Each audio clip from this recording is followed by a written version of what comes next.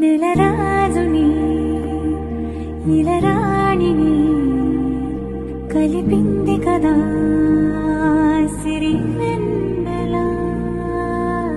దూరమా దూరమా धीरमय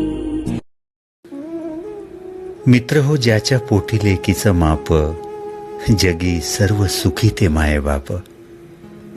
कन्या म्हणजे काही तणाव टेन्शन्स नव्हे, तर आजच्या जगात कन्या म्हणजे 10 मुलाबरोबरची 10 सन्स असते.